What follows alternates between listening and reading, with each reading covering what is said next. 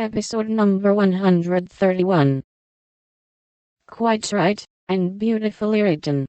Please add that I send my love to John, said Mrs. March, as she glanced over the letter and gave it back. Do you call him John? Asked Meg, smiling, with her innocent eyes looking down into her mother's. Yes, he has been like a son to us, and we're very fond of him, replied Mrs. March, returning the look with a keen one.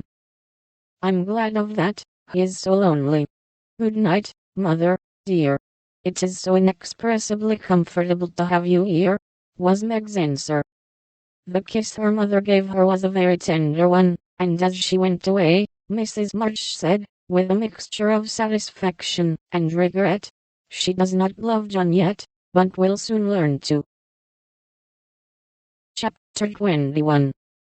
Laurie makes mischief, and Joe makes peace. Joe's face was a study next day, for the secret rather weighed upon her, and she found it hard not to look mysterious and important. Meg observed it, but did not trouble herself to make inquiries, for she had learned that the best way to manage Joe was by the law of contraries, so she felt sure of being told everything if she did not ask. She was rather surprised, therefore, when the silence remained unbroken, and Joe assumed a patronizing air, which decidedly aggravated Meg, who in turn assumed an air of dignified reserve, and devoted herself to her mother. This left Joe to her own devices, for Mrs. March had taken her place as nurse, and bade her rest, exercise, and amuse herself after her long confinement.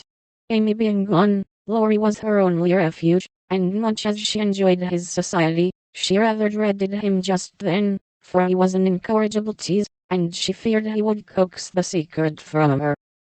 She was quite right, for the mischief-loving lad no sooner suspected a mystery than he set himself to find it out, and led Joe a trying life of it.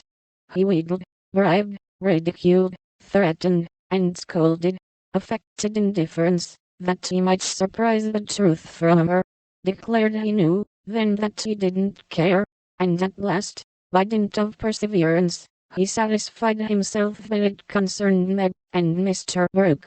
Feeling indignant that he was not taken into his tutor's confidence, he set his wits to work to devise some proper retaliation for the slight. Meg meanwhile had apparently forgotten the matter, and was absorbed in preparations for her father's return, but all of a sudden a change seemed to come over her, and, for a day or two, she was quite unlike herself. She started when spoken to, blushed when looked at, was very quiet, and sat over her sewing, with a timid, troubled look on her face.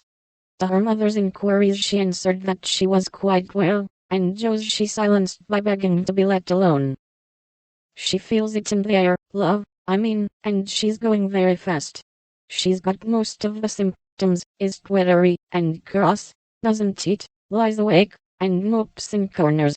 I caught her singing that song he gave her, and once she said, John, as you do, and then turned as red as a poppy.